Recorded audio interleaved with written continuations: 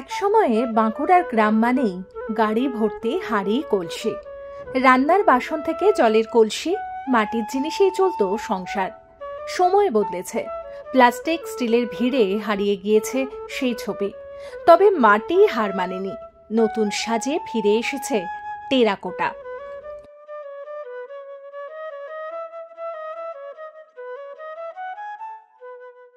এখন যত দিন দিন যাচ্ছে মাথার মধ্যে নানা রকমের জিনিস তৈরি করার চিন্তা ভাবনাটা আসছে, যে এই জিনিসটা তো মাটির জিনিস করলে কেমন হয়, এই জিনিসটা তো আমরা দেখি কেমন বিক্রি হয়। তো করার পরে দেখছি যে জিনিসটার চাহিদা প্রচুর বেড়ে যাচ্ছে। যে কোনো জিনিস কাপ ডিশ বলুন, তারপর হচ্ছে হার কানের এইসব বলুন, বা আদার্স যে অন্য ঠাকুর আছে ছোটখাটো, সেই জিনিসগুলোরও চাহিদা প্রচুর। আমরা এক সময় এতটাই বিক্রি করি, আমাদের আর্থিক উন্নতিটাও বেশ ভালো হয়।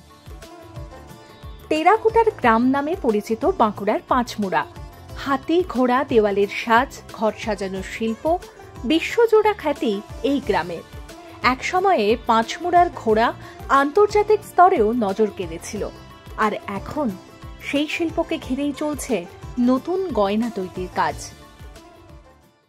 বিষ্ণুপুর লাল মাটির দেশ, টেরাকোটার ঘোড়া, এই নিয়ে বিষ্ণুপুর।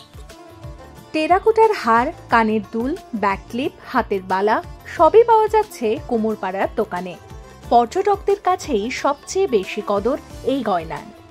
এখন পোড়ামাটি ঘোড়া তো নিচ্ছে, তার সাথে সাথে ঘরে মেয়ে ছেলেদের জন্য এই যে অর্নামেন্টস জিনিসগুলো, যেগুলো হার কানের গয়না, সেটাও চাহিদা অনেকটাই বেড়েছে।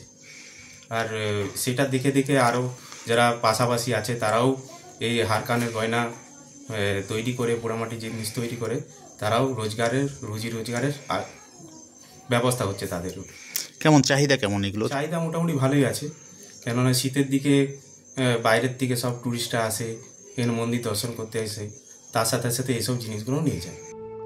পাঁচমুড়ার পাশাপাশি বিষ্ণুপুরেও জোর কদমে এগোচ্ছে টেরাকোটা গয়নার কাজ।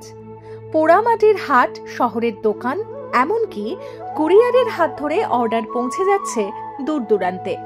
বিক্রেতাদের মুখেও একই কথা, বিষ্ণুপুরে ঘুরতে এসে টেরাকোটার জিনিস না কিনে ফেরেন না পর্যটকরা। হ্যাঁ, অর্নামেন্টসের চাহিদা সবসময় ছিল, এখনো আছে।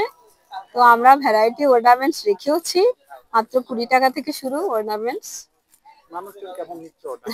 হ্যাঁ নেয়, কলকাতাবাসী মূলত বেশি বেশি নেয়, সবাই নিজে গিফট করার জন্য, নিজে পরার জন্য। হাড়ি কলসির যুগ পেরিয়ে আজ গয়নার ঝিলে। মাটি যেমন ছিল তেমনই আছে, শুধু বদলে গেছে তার রূপ।